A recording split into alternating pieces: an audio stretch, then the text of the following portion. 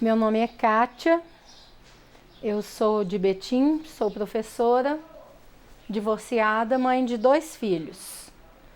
Meu filho mais velho, Rafael, ele tem 30 anos de idade, é portador de autismo, retardo mental grave e epilepsia de difícil controle.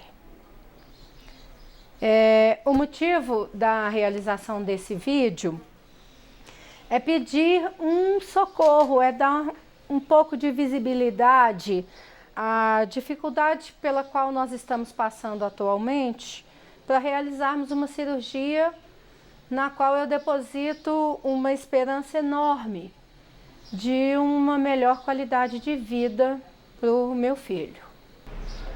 Quando ele fez 1 ano e meio, ele parou de fazer contato, olho a olho, ele parou de brigar pelos seus brinquedos, de buscar os seus brinquedos, ele se tornou um menino, eu não sabia na época dizer o que tinha de estranho, mas era um menino que estava bastante estranho.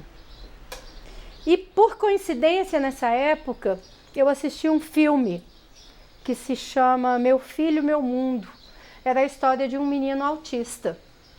E foi nesse filme que eu identifiquei várias características do Rafael naquele menino. Então eu descobri o que o meu filho tinha. Apesar de ter tido um diagnóstico apenas aos 3 anos de idade, eu já sabia que o Rafael tinha autismo. Aos 3 anos, ele foi diagnosticado definitivamente com autismo, epilepsia e retardo mental grave. O Rafael não se comunicava nem por mímica, ele não fazia nenhum uso da linguagem voluntariamente. Ele não queria se comunicar. E foram feitos alguns exames, foram feitas várias tentativas, foram feitas algumas terapias, e eu achava que se o meu filho tinha sido normal até 1 ano e meio de idade, que ele tinha possibilidade de voltar a ser normal um dia. Quando o diagnóstico veio, eu comecei a estudar o autismo. Comecei a ler vários livros, inclusive artigos científicos sobre autismo. Então, quando o Rafael fez 5 anos de idade, eu já tinha certeza de que não era mais possível reverter aquele quadro. Então, o que tinha que ser feito era me preparar para oferecer para ele a melhor qualidade de vida possível. Rafael estudou em escola especial. Depois que ele começou a estudar em escola em Belo Horizonte, eu reuni alguns amigos, reuni várias pessoas e nós fundamos a APAI de Betim. A APAI foi fundada em 1991, quando o Rafael já tinha 6 anos de idade. E ele ficou na APAI até os 18 anos. Foi lá que ele aprendeu a comer com talheres, sentado à mesa, que ele aprendeu a fazer uso do copo e ir ao filtro, tirar água, ele aprendeu a tirar e calçar a sandália, a tirar e vestir a bermuda, a obedecer a certos comandos diretos e curtos, a se comportar na rua ou na praça. Então, a APAI ensinou para o Rafael uma porção de coisas para a vida prática. Porque, na verdade, aprender a se comunicar, a compreender as ideias abstratas, a ler, a escrever, fazer uso de determinados utensílios, isso não dependia da competência ou da eficiência das professoras. Isso dependia de uma capacidade cognitiva que ele não desenvolveu. Por isso, um retardo mental profundo. O Rafael tem uma irmã, que teve que ceder o espaço dela de caçula para ele a vida toda, se tornou uma pessoa aliada nos cuidados diários, porque é um menino que hoje já não mais tão menino, né, com 30 anos de idade, exige cuidados e vigilância constante. E depois que ele se tornou adulto, a epilepsia ela foi se manifestando com maior frequência, as crises convulsivas elas foram se tornando cada vez mais longas, mais numerosas, mais violentas. Rafael passou por períodos da adolescência até agora, muitos períodos de uma turbulência indescritível. As três, na verdade nós, as quatro mulheres que estamos ao redor do Rafael, que somos eu, a mãe dele, a Raiza, a irmã, que se tornou psicóloga por causa da própria vivência diária, né, e da convivência com esse irmão tão especial. A Beth, que há 16 anos trabalha com a gente cuidando dele. E a minha mãe, que desde que o Rafael nasceu tem sido um apoio sem tamanho no cuidado com o Rafael. Depois que o Rafael teve a pancreatite aguda grave, que ele passou por uma internação, a medicação dele foi alterada, porque a pancreatite foi medicamentosa. E com isso, nunca mais nós conseguimos um equilíbrio entre as crises convulsivas e o comportamento agressivo. Ele desenvolveu um comportamento agressivo depois que ele se tornou adulto e depois dessa pancreatite. E ele teve a primeira internação numa ala psiquiátrica do Ipseng em dezembro de 2011 e permaneceu internado lá na psiquiatria até 29 de abril de 2012. E desde então, até agora, em 2015, só lá na psiquiatria já foram 13 internações. Ele já fez um tratamento chamado eletroconvulsoterapia, que a grosso modo seria a terapia de eletrochoque, por mais de um ano. E chegou um momento em que essa terapia já não estava mais surtindo efeito nem no controle das crises convulsivas e nem no controle do comportamento agressivo. Esse equilíbrio que a gente busca, ele consiste no seguinte: quando o Rafael passa muitos dias sem ter crises convulsivas, ele fica muito agressivo. Às vezes, a agressividade dele passa para as outras pessoas. Assim, ele agride terceiros. Ele agride muito a irmã dele, às vezes ele me agride, às vezes agride a minha mãe. Mas, na maior parte das vezes, ele agride a si mesmo. Ele se dá socos na cabeça, na boca. Às vezes ele corta os lábios ou morde a língua com os socos. Ele dá cabeçadas na parede, ele se unha, ele belisca muito o próprio peito e às vezes ele fica cheio de marcas roxas no peito e nos braços ou nas pernas de agressões que ele mesmo comete contra si. Depois que essas crises elas começaram a se manifestar com mais frequência, depois das tentativas de todos os anticonvulsivos já fabricados no Brasil ou já comercializados no Brasil, Rafael já ter feito uso desses anticonvulsivos, o neurologista que o acompanhava deu alta com base no fato de que ele não tinha mais nada a fazer pelo Rafael. A epilepsia do Rafael é refratária aos tratamentos que ele já teve, tanto a eletroconvulsoterapia quanto aos tratamentos com medicamentos. Tornou-se uma epilepsia de difícil controle. Então, nós fizemos alguns exames, procuramos um núcleo de tratamento da epilepsia, fizemos alguns exames e por esses exames foi detectado que é uma epilepsia multifocal ela tem foco em diversas áreas do cérebro, então é um tipo de tratamento que poderia ser controlado com a colocação de um equipamento chamado estimulador do nervo vago, VNS. A cirurgia de colocação do estimulador, ela é relativamente simples.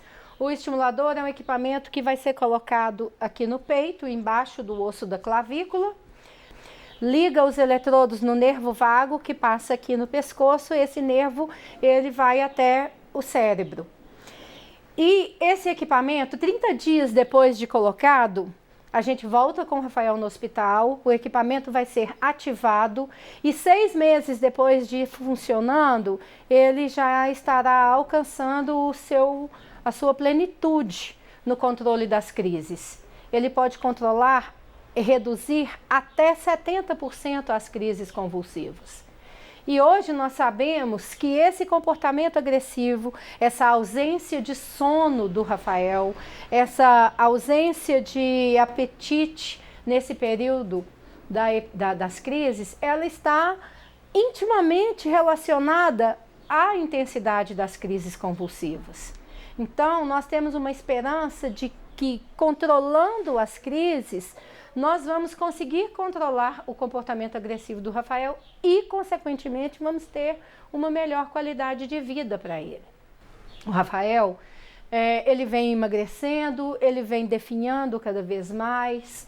Pelo menos uma vez por mês, ele tem um surto que varia de 7 até 13 crises convulsivas. Ele já passou por algumas internações em emergências, tanto aqui em Betim, na unidade de atendimento emergencial, quanto em Belo Horizonte, no próprio Ipseng, por causa do excesso de crises.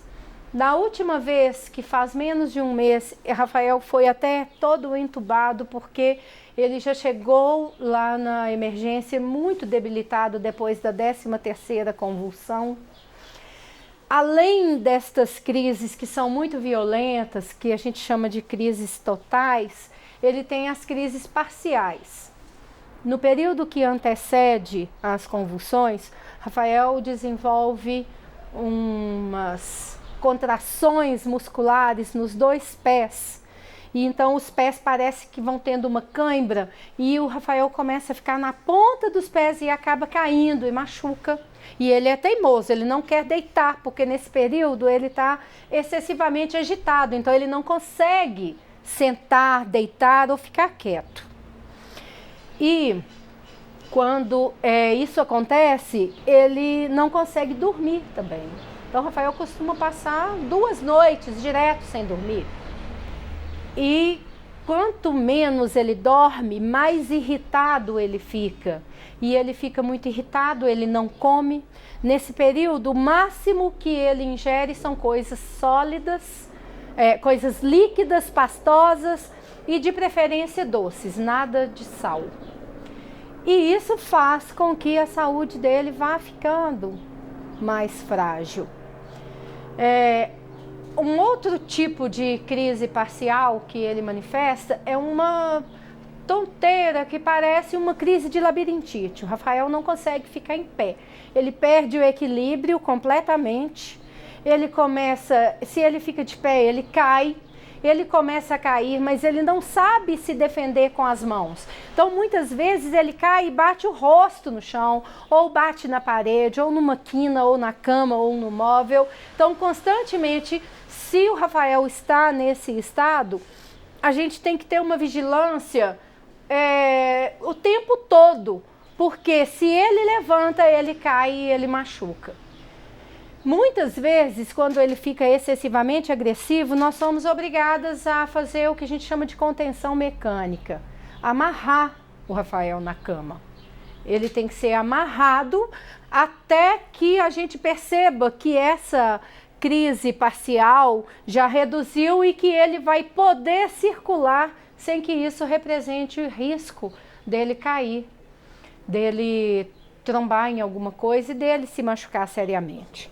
Nós já passamos por um período em que de madrugada ele levantou, nesses períodos de insônia, ele se levantou, teve uma convulsão e caiu simplesmente caiu dentro do quarto da minha filha. Ela já acordou assustada com ele assim, e já com um corte no supercílio, já sangrando muito. Esse corte, inclusive, não levou ponto, porque não é um menino que dá para dar ponto com anestesia local. E eu não acho que em nenhum hospital iam dar anestesia geral num rapaz para dar 2 pontos no supercílio. Então, com muita frequência, isso acontece, dele cair e se machucar.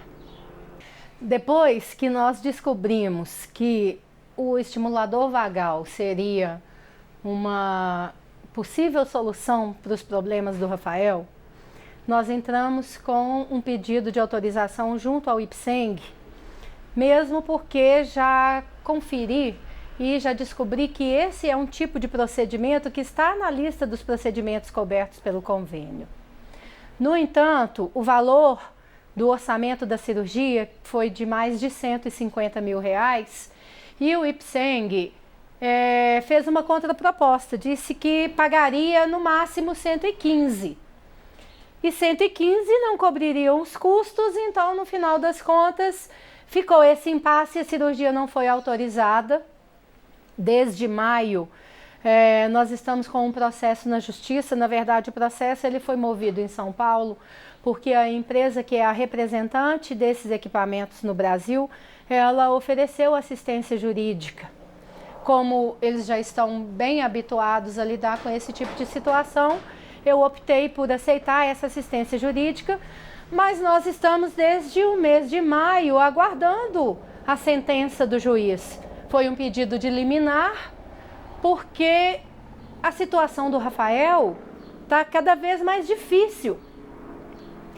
É muito difícil, como mãe, ver o meu filho definhando a cada dia. É muito difícil ver o quanto ele está ficando magro, o quanto ele está tendo dificuldades de alimentação, ver o quanto ele amanhece depois de uma noite sem dormir, ele amanhece com o olho fundo. Essa noite mesmo foi uma noite que o Rafael não dormiu.